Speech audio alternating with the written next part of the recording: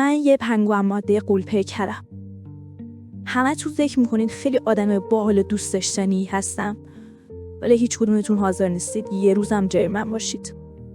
از من خوشتون میاد و با هم حالی میکنید، ولی اگر پسرید حاضر نیستید وارد رابطه عاشقانه بشید با هم. اگه هم دختر باشید که منو میشناسه، حاضر نمیشید منو واسه داداشتون بگیرید. یعنی نه تنها برادرتون منو نخواهد خواست، خودی شما هم نمیخواید که من زن داداشتون بشم. چرا مثلا؟ حالا یکم بیشتر از یه سایز نرمال گوشت چربی دارم. اینا چی کار دارن با شما دریوسا یا با داداش دریوستون؟ مهم اینه که تو تخت خواب و در مواقع حساس زندگی بتونم توانایی هامو نشون بدم. چرا من که الان 25 سالمه نباید تا الان با یه پسر درست حسابی دوست شده باشم تا خودمو ثابت کنم؟ تا بفهمید که این چند کیلو گوشت و چربی اضافه مانع عشق ورزی و سکسی بودن و جذاب بودنم نیست. خیلی دروید، ولی ببخشید بهتون گفتم دریوس. اینجا همسر دلخواه من.com. این یک داستان واقعیه.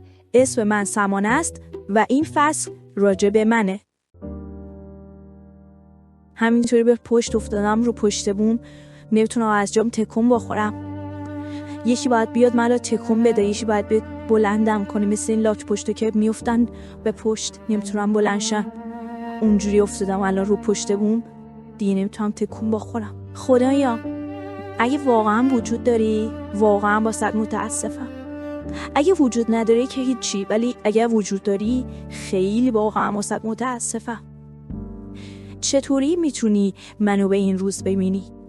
چطوری میتونی منو ببینی که اینجوری مثل یه پنگوئن گنده پر شدم رو پشتمون، نفسم در نمیاد و مثل یه گاو خسته افتادم اینجا و خورناس میکشم و تو هم هیچ کاری نکنی؟ میفهمی اصلا چی میگم؟ واقعا خیلی ناراحتم میکنی. من خاک بر سر از دست تو به کی پناه ببرم؟ اگه تو وجود داری یعنی این بدبختی رو تو گذاشتی تو ذهن من، تو مغز من.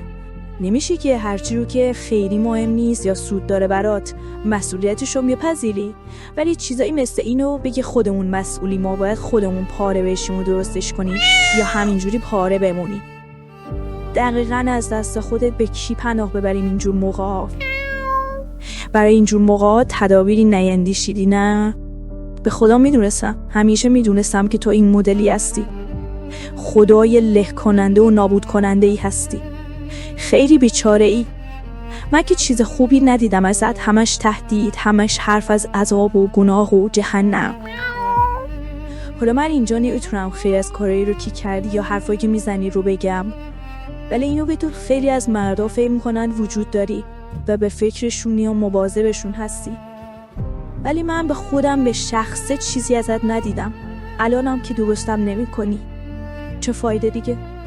از این بیشتر که قرار نیست عذاب بکشم، پس دیگه صاف بهت بگم به نظر من اصلا وجود نداری. همش چرت و پرت. هر چی که راجبت میگن مثلا اینکه چقدر مهربونی، چقدر بخشنده‌ای، چرت و پرته. هر وقت هوس یه آش میکنم فوراً از یه جا آش میرسه، بعد کلی ذوق میکنم که خدا کرده، خدا صدامو شنید. فقط در همین حد کارایی داری. مامانم میتونه این کارا رو بکنه؟ حداقل مامان من نمیگه اگه قبولم نداشته باشی میبرم اون دنیا باسنتو پاره میکنم. دیگه گفتم حرف آخر رو بهت بزنم. وجود ندارید. سابسکرایب کنید تا متوجه خیلی چیزا بشین و بفهمید قضیه از چه قراره. امروز 2 بار صبحانه خوردم، 2 بار نهار خوردم و 3 بار شام و همه خوراکیایی که توی کابینتا و یخچال بود رو تمام کردم. همه رو خوردم. تنهایی. یه لحظه صبر کن ببینم. نکنه وجود داشته باشه واقعا؟ اگه وجود داشته باشه دهنم صافه. صافتر از این. خدایا غلط کردم. تو رو خدا ببخشید. نگاه کن گند زده شده به لباسم، اندم که دماغ هوا پاک کردم، اندم که من گریه کردم. ازت خواهش میکنم منو درست کن. من روی قضیه هیچ کنترلی ندارم. اصلا نمیتونم جلوی خودم رو بگیرم. الان 5 سال من اینجوریم. فکر کن من بچه‌تم افتادم زمین دیگه میتونم بلند شم. خوب خودت بلندم کن. فقط یه بار میمیری بیچاره عقده‌ای. تا این مشکل هم حلش نمیتونم به بقیه چیزا برسم. میفهمی؟ فقط تو این یه مورد کمکم کن. دیگه هیچی ازت نمیخوام. قول میدم اصلا بعدش دیگه وجود نداشته باش اگه خواستی. ببخشید بهت گفتم بیچاره عقده‌ای. من معذرت میخوام ازت. پنگوئن ماده غول‌پیکر. الان اگه ماهواره‌های گوگل از بالای خونه ما رد بشن و عکس منو بگیرن، فکر میکنن من یه پنگوئنی گندم که به پشت افتادم اینجا. شاید آدم بفرستم برای نجاتم. جدی میگم. بلند بشم بشینم، دل درد گرفتن.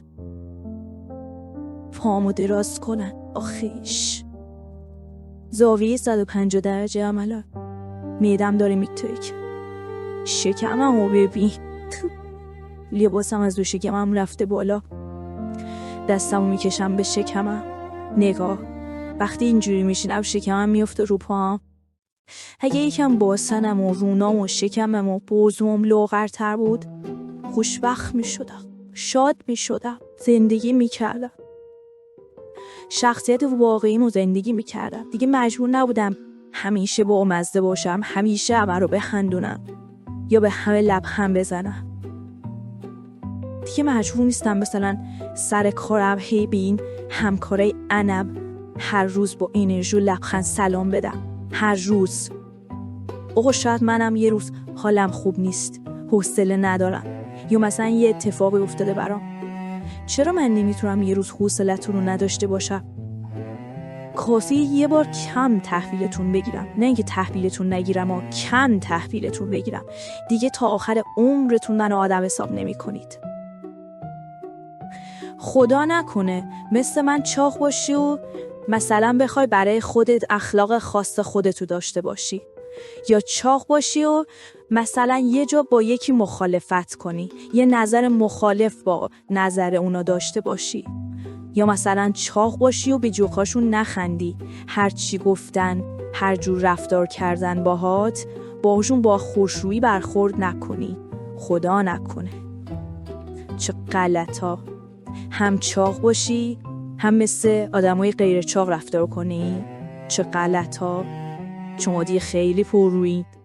شمایی که داری به حرفای من گوش میدی، اگه از یه سیاره دیگه‌ای هستی، باید اینو بدونی که روی این کره زمین اینجوریه که شما اگه چاق هستید دیگه نمیتونید خیلی واسه خودتون نظری داشته باشید.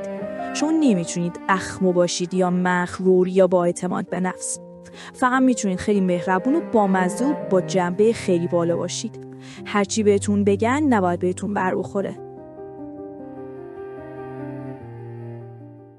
خوب گوش کنین ببینین چی میخوام بهتون بگم. همین الان بلند شین برین سابسکرایب کنین و اون زنگوله لعنتی رو بزنین. اگر این کارو نکنین متاسفم که بگم اتفاقات خیلی بدی براتون قراره بیفته. من نمیتونم الان دقیق بگم چه اتفاقی براتون خواهد افتاد، ولی به خاطر خودتونم که شده همین الان بلند شین سابسکرایب کنین و اون زنگوله رو بزنین. لایک و کامنت هم فراموش نشه.